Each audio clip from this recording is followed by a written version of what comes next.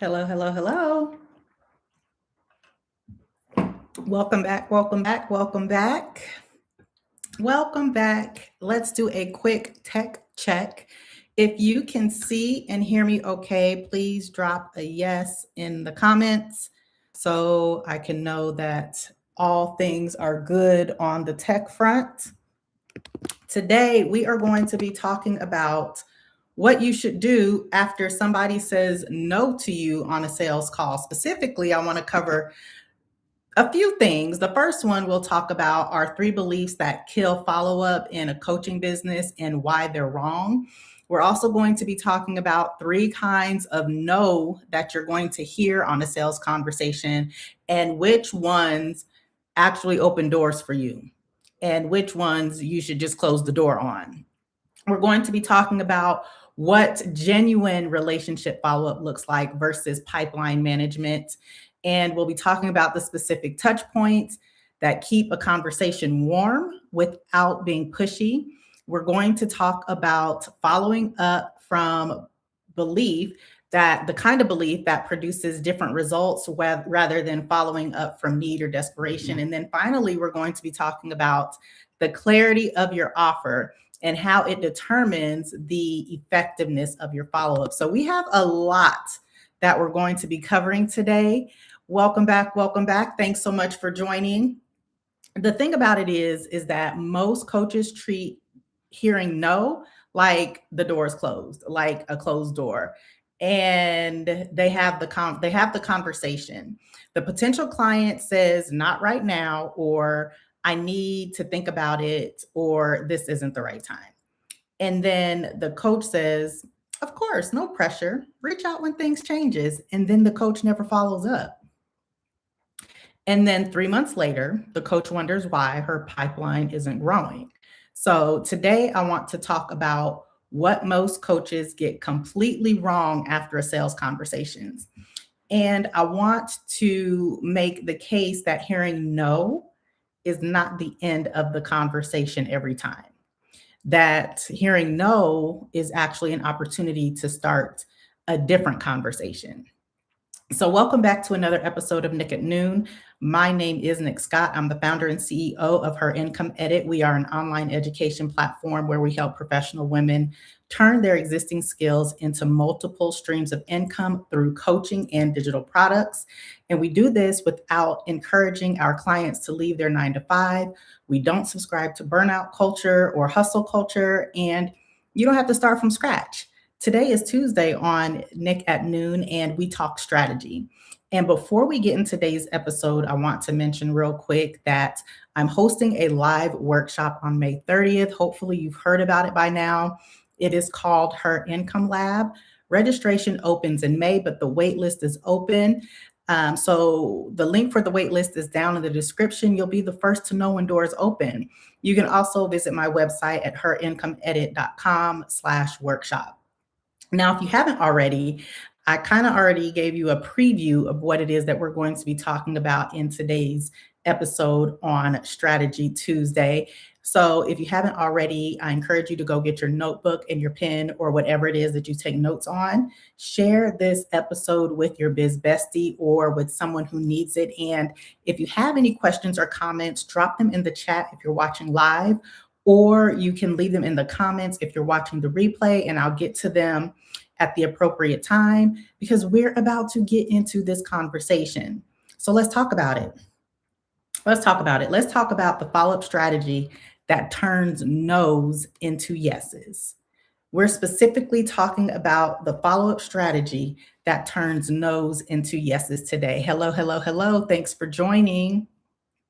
So before I get into what a follow-up should look like, I want to spend just a little bit of time on why most coaches don't follow up in the first place, because the failure to follow up isn't usually about strategy. It is usually about belief.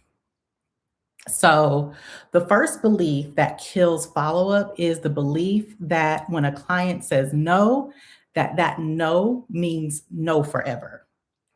When someone says not right now or I need to think about it, the coach interprets that as a soft rejection. They interpret it as evidence that the person, the potential client, isn't interested, and following up would be annoying or pushy or desperate. And so the coach doesn't follow up. But here's what I know about when potential clients say, not right now. Most of the time, it means exactly what it says. It means not right now. It doesn't mean not ever or I've evaluated your offer and found it lacking. It literally means not right now. And not right now means that there is a right time. And the question should then become whether you're still in the conversation when the right time does arrive for that prospective client. And the fact of the matter is, most coaches aren't in the conversation when the right time arrives because because they treated hearing not right now like a closed door, and then they just walked away. Have you ever heard the expression that the fortune is in the follow up? That is what we're talking about here today. So, the second belief that kills follow up after hearing no or not right now is the belief that following up is pushy, that you're being a pushy salesperson. And this one is deeply embedded in professional women specifically because professional women have witnessed and experienced a lot of bad sales behavior. I mean, just plain and simply, they've experienced the persistent follow up that doesn't respect a clear no. They've experienced the email sequence that keeps coming even after you have asked to be removed. They've experienced the salesperson who mistakes pressure for persistence. And if you've experienced any of those things in your personal or professional life, I want you to give this video a thumbs up. I'm giving this video a thumbs up because I've experienced it. But the thing is, women don't want to be that person. They don't want to be the person, the persistent follow up that doesn't respect a clear no, or consistently sending email sequences after someone has asked to be removed, or they don't want to be the salesperson who mistakes pressure for persistence. Women don't want to be that person. So instead, they just go to the opposite extreme. So they have one conversation, they make one offer, and then they hear one polite, accept the outcome, and then they move on. And then they never follow up. But here's the distinction that matters. Following up with someone who has clearly said no, like they directly, clearly, flat out said no, that is pushy. That is pushy. But following up with someone who has said not right now, that's professional. It's respectful. And actually, if you follow up after someone says not right now, it sends the message that I heard that the timing isn't right. And I want to stay in a relationship with you because I believe what I have could genuinely help you. I believe what I have could genuinely help you. And that's not pressure, y'all. That's care. And the difference between pressure and care, that is felt on the receiving end of that communication. The fortune is in the follow up. So the third belief that kills follow up is the belief that if someone wanted to work with you, they would just reach out to you directly. And I'm just going to call this for what it is. This is passive pipeline belief. The idea that people who are interested in what it is that you have to offer, the ideal that they'll find their way back to you without you doing any prompting, that is called passive pipeline belief. And here's the thing, sometimes interested people do find their way back to you, but most of the time they don't. And they don't make their way back to you not because they're not interested, but because life is busy. Life be lifing. We talked about this last week, right? Life be lifing. And competing demands are loud. And the coaching conversation that felt important in that moment, it faded into the background as other things took over. Like, listen, you got the fortune is in the follow ups. So your follow up is not a reminder that you exist. Okay. It's not a reminder that you exist. It's a touch point that keeps the possibility alive during the period when that potential client expressed interest and when the timing is right for them to say yes. And let me be clear, the period between that time, it can be weeks, it could be months, it can be a year. And the coaches who are still in the conversation at the end of that period, those are the ones who followed up. The fortune is in the follow up, y'all. The fortune is in the follow up. Have you heard that before? You've heard it now. You have heard it now. We are talking about what you should do when someone says no in a sales conversation. And we're specifically talking about how to turn those no's into yeses.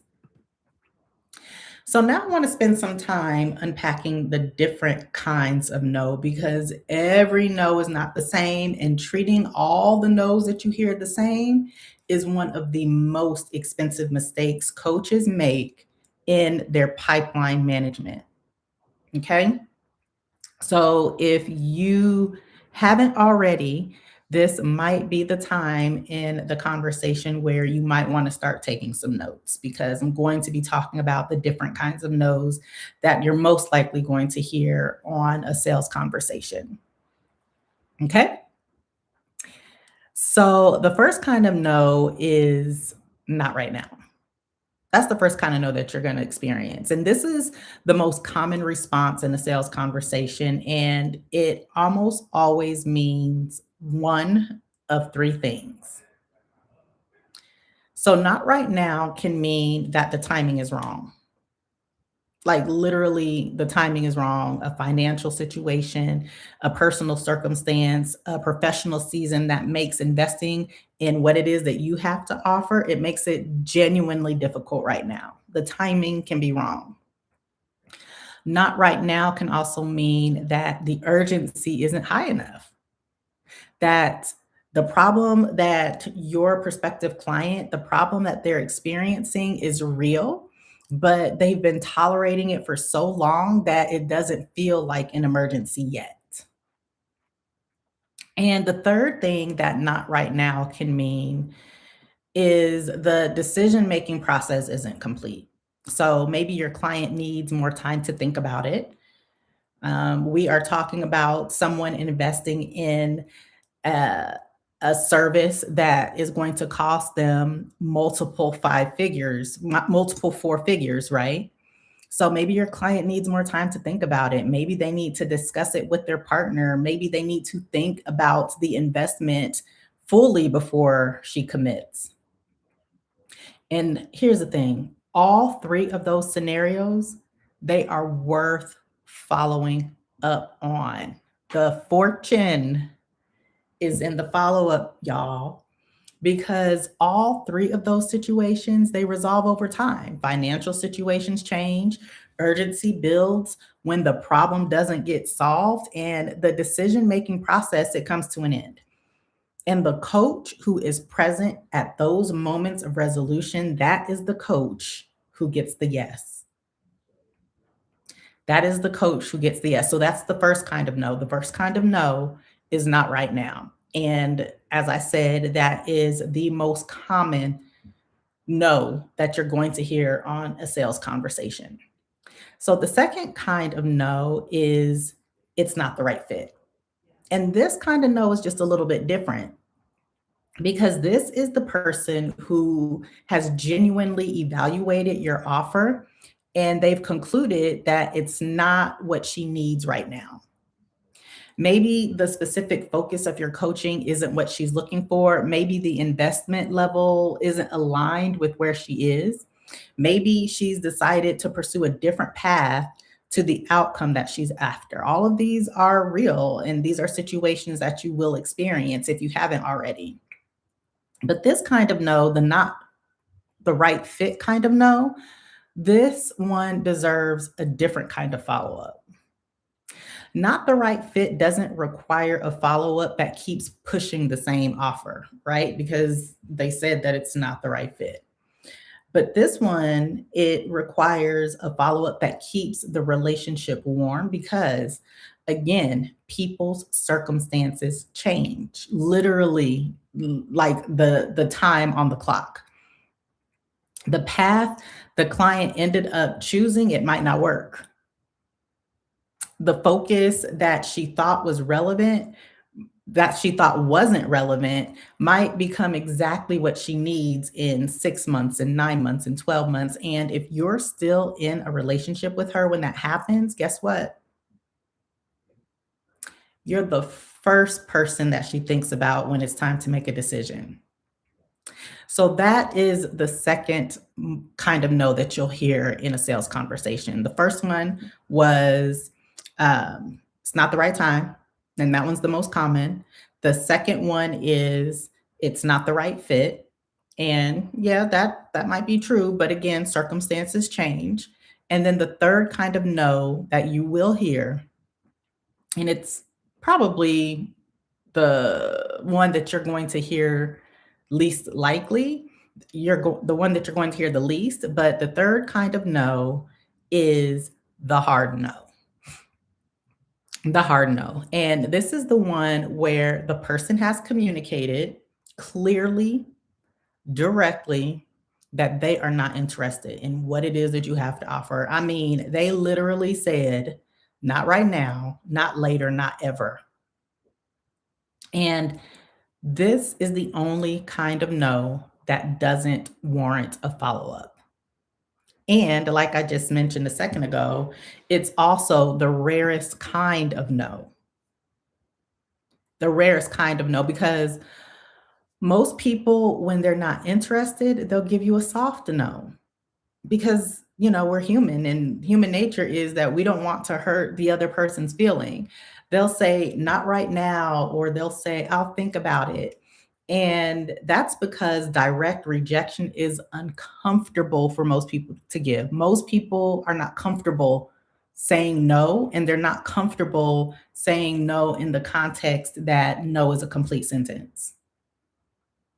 I mean, that's just the long and short of it. Like, most people are just not comfortable with that. So that is one reason why this is going to be the rarest form of no that you hear. And this is also why most people are going to give you a soft no when they really want to be direct.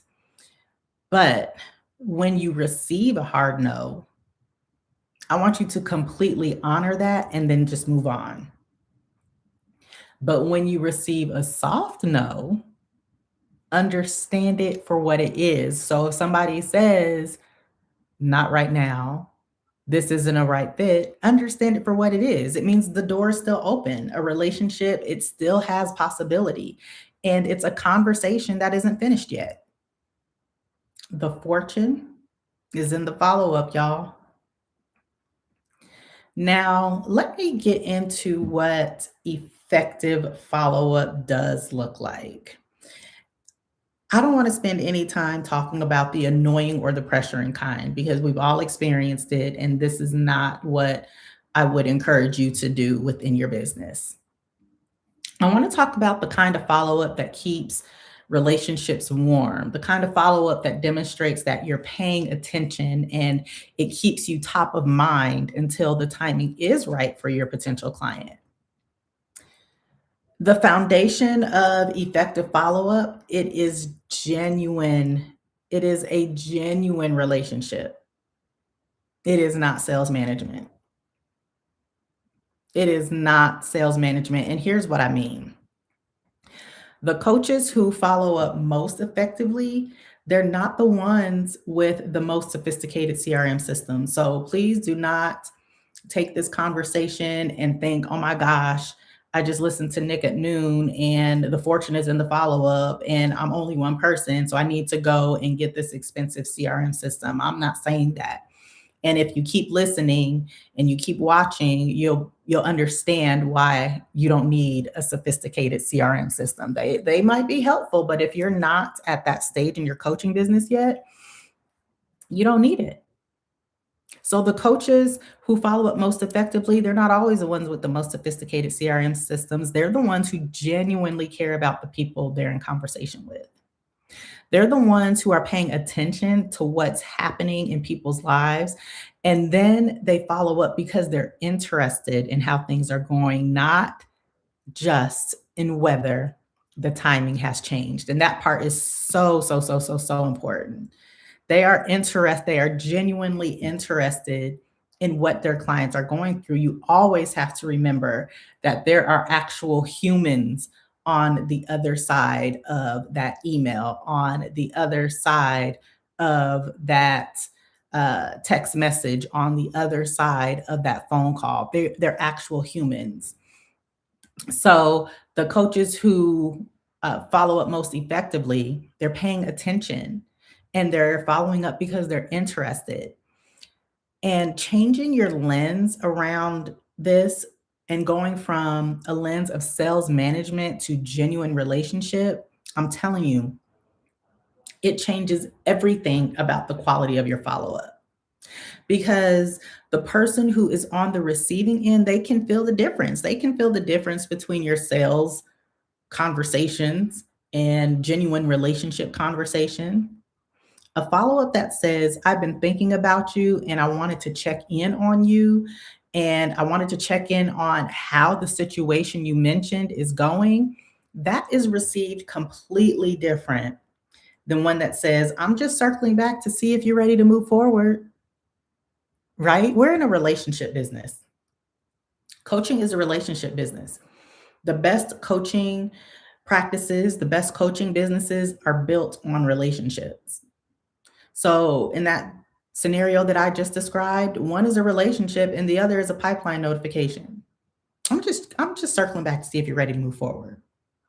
So, what then does genuine relationship follow up look like in practice? First of all, it starts with a note immediately after the conversation. Are you sending messages to your prospective clients immediately after you have a conversation with them? I don't mean a sales email, y'all. I mean a human email. Remember, this is human to human connections. This is a human to human business.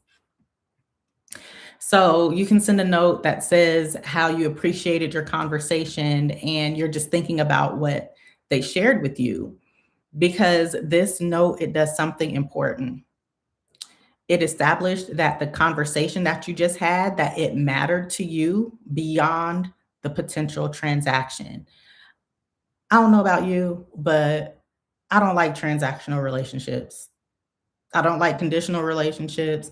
I don't want to be treated like a transaction.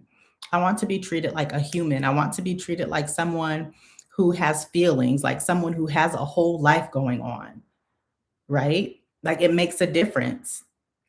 And the other thing that this note immediately after a human note, immediately after you have a conversation, the other thing that it does is it opens a channel for ongoing communication that doesn't feel like a sales sequence. So the conversation, it continues with periodic check-ins. So this is the practical follow-up strategy that I'm giving y'all right here. Okay, this is the framework for it. You're going to send a human message right after you have a conversation, not a sales message. And in that note, you want to demonstrate and articulate your appreciation for the conversation and you want to outline some of the things that they shared because this opens the door for ongoing communications. And then you have the leeway to have periodic check-ins with this predictive with this prospective client. And this isn't a rigid schedule that I'm talking about for these periodic check-ins, but I want you to reach out when something relevant comes up. Reach out when you create content that speaks directly to what she shared in that conversation. Reach out when something in the world changes that's relevant to her specific situation. Or you can reach out when you simply find yourself thinking about this prospective client and wondering how things are going. And here's the thing about this, those touch points, they do not have to be elaborate. They don't have to be elaborate. All it requires is a short message and a shared resource. That's it. A genuine question about how something that this prospective client mentioned in your conversation, a genuine question about how it might have developed. Because the goal here is not to remind her about your offer. It's not. The goal is to stay in a relationship and to keep this relationship warm. And when the timing is right, your offer does not need to be reintroduced because she already knows it. She already knows it. So follow up in practice, right? So I just outlined a framework for how you can follow up with your prospective clients in practice. So the second way to follow up in practice, it requires you to stay visible. The fortune is in the follow up, y'all. So it's not just sending these emails or these text messages or however it is that you communicate with your prospective clients, but it also requires you to stay visible. Following up, this is something that not enough people talk about. Not enough people talk about this one. Staying visible is a form of follow up. So the content you create, the conversations that you have publicly, the consistency of your presence in the places your prospective clients spend time, all of that is follow up in a broadcast sense. Because when someone who said not right now, when they see your content 3 months later and it speaks directly to where she is now, that's a follow up that didn't require a single direct message. Listen, holla if you hear me. If if that is something that completely shifted your perspective or if that was an aha moment for you, give this video a thumbs up. Let me know in the chat. Your visibility is follow up in a broadcast sense. I'm about to describe this scenario again. When a prospective client says, not right now, and then 3 months later, she sees your content and it speaks directly to where she is in that moment, that is a follow up that did not require a single DM. Okay. So the first kind of follow up in practice that I'm suggesting you do is the message right after your conversation. Secondly, stay visible, stay top of mind. And following up includes being direct when the moment is right. So, we love to do the broadcast follow up through our content creation, right?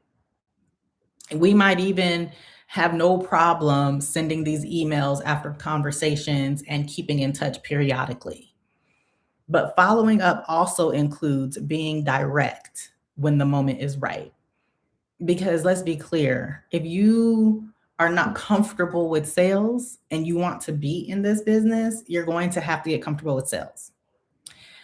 There are moments in a follow up relationship where the timing has clearly shifted, where something in your potential client where something your potential client shared suggests that the urgency is higher than it was when you had that initial conversation, where the circumstances that made it not right now, those circumstances have changed. And in those moments, the effective follow up is a direct offer, not a hint, not a subtle suggestion, a direct, specific, I think this is the right moment, and I'd love to talk about whether you're ready to move forward. Because that directness, when it comes from a place of genuine relationship and appropriate timing, that is not pushy. It's not pushy. It's clarity. And clarity, that is what supports. That's what supports. No, no, no, story time. This is not a pre recorded video. I am live. I am live. I am in the flesh. But thank you. I think I take that as a compliment. I don't know. I mean, is it looking that flawless? Is it looking that that I don't know, pre-recorded? Is it looking like that? Is it giving pre-recorded? Because I'm live. But thank you for your comments. How to sell them at premium price. I see your questions. Always at the top of these episodes, I do give a little bit of housekeeping, and in that housekeeping, I remind those folks that pop in and out of these conversations to leave your questions in the chat. Leave your questions in the chat, and I will get to them at the appropriate time. But it doesn't mean that the video is pre recorded. But thank you. I'll take that as a compliment. Story time. Thanks for joining. Thanks so much for joining. So, clarity is what converts. So, I want to spend some time on the mindset underneath all of the follow up strategy because, again, the fortune is in the follow up. Because strategy without the right mindset, it produces follow up that feels mechanical and it ends up being received in a mechanical way. So, the mindset that makes follow up effective is this: you aren't following up because you need the sale. I'm going to say that again. You're not following up because you need, emphasis on the word need the sale. You're following up because you believe what you have could genuinely change the trajectory of somebody's life. That's why you're following up. And staying in a relationship with this prospective client until the timing is right is an act of service. We are in a service business. Y'all hear me say this all the time here on Nick at Noon. It's not an act of desperation. And that shift from need to belief, it changes the entire texture of your follow up. So when you follow up from need and desperation, that's when you're managing a pipeline.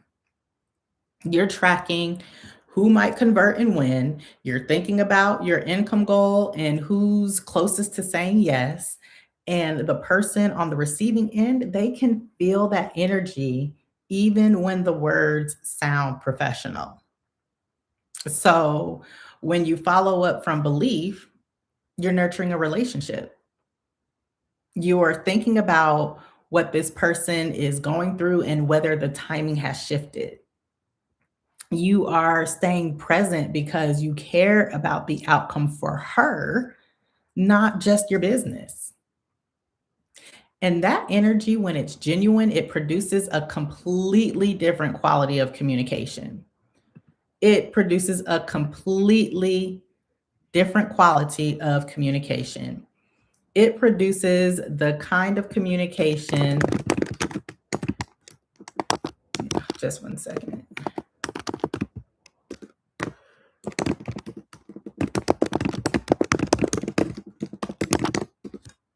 Live, y'all. Live, live, live. It produces the kind of communication that's received as care rather than pressure. It produces the kind of communication that keeps the door open rather than pushing it shut. And here's the connection that I really want you to make to the bigger picture. The woman who is building a coaching business is building something that matters. You're building something that matters. If you are building a coaching business, if you are thinking about building a coaching business, and I just really want you to understand that you're building something that matters. You're building a second income stream that gives you options. It gives you options. You're building the thing that means when the next layoff, the next restructuring, the next 15-minute phone call, the next transition in your life, it doesn't catch you without a plan. And the people that you're doing your best to serve, they're often in that same exact position. The women who need exactly what you have, the women who are navigating the exact challenges that you're positioned to help them with, women who would genuinely benefit from the coaching that you're offering, but the women for who, whatever reason, have nothing to do with the quality of what you offer. It has nothing to do with the quality of what you offer, but for whatever reason, those same women, they're saying not right now. So following up with those women is not about filling a pipeline. It's about staying present for people who need what you have. It's about staying present for people who need what you have. And that shift changes everything about how your follow up feels to send and how it feels for your potential clients to receive. So there's reciprocity in this. There's reciprocity in this. Now, I want to make a connection before we close that I think is really important. The effectiveness of your follow up is directly tied to the clarity of your offer. And here's why. When your offer is clear, your follow up has something concrete to return to. When the timing has shifted for someone who said not right now, you can specifically say, I think the work we talked about, the coaching that addresses this specific problem and produces this specific outcome at this investment, I think the timing might be right now. Can we talk? And when your offer isn't clear, the follow up becomes vague. I'm just checking in. I'm wondering if things have changed. Oh, I just wanted to stay in touch. And none of those are compelling reasons for someone to reengage in any type of conversation with you because there's nothing specific to reengage with, right? A clear offer is what makes your follow up specific, and specific follow up is what converts. This is why the work that we're going to be doing in her income lab, um, we're going to be building a clear, specific price coaching offer. This is why the work that we're going to be doing in that workshop, it isn't just about your first sale. It's about every conversation that follows. It's about every follow-up that becomes a yes because there's something concrete to actually say yes to. It's about every referral that comes through because the person you serve can describe specifically what you do and who you help. Your offer is the foundation of everything else in your business. And the follow up is one of the places where that foundation pays off most tangibly. The fortune is in the follow up. So before I close, I just want to bring it back to something that I mentioned at the top of this episode, and that is on May 30th, I am hosting her Income Lab. It is a live workshop where we're going to build your coaching offer together in real time. So registration opens in May in just a few days, and here's what I want you to understand about what that means for your follow-up specifically. Right now, if you have people in your pipeline who said not right now, what's the specific thing that you're following up with them about? What is it? What is the clear offer you're going back to them with when the timing shifts? What is it? If your answer is unclear, when you come to her income lab, we're going to fix that because you're going to leave with a complete, specific priced offer. You leave with something concrete that you can follow up with. You leave with something that makes every future conversation you have more efficient, more confident, and more likely to convert. So registration opens in May, but the wait list is open right now. And the women who are on the wait list, they get first dibs at the seats. The link for her income lab is in the description, or you can go to my website at herincomeedit.com/workshop. I would love to see you in the building. Hearing no is not the end of a conversation. It's just the beginning of a different one.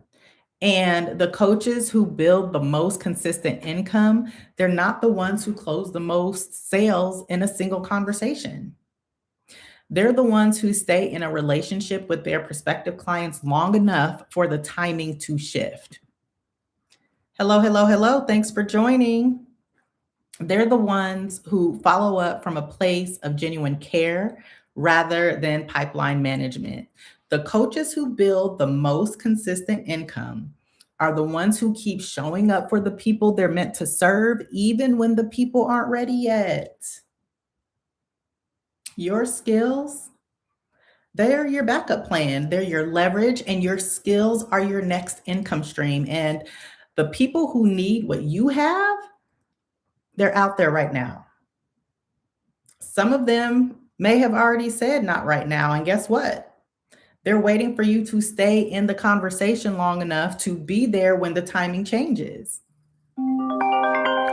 They just might realize that they're waiting, but now after this conversation, you do.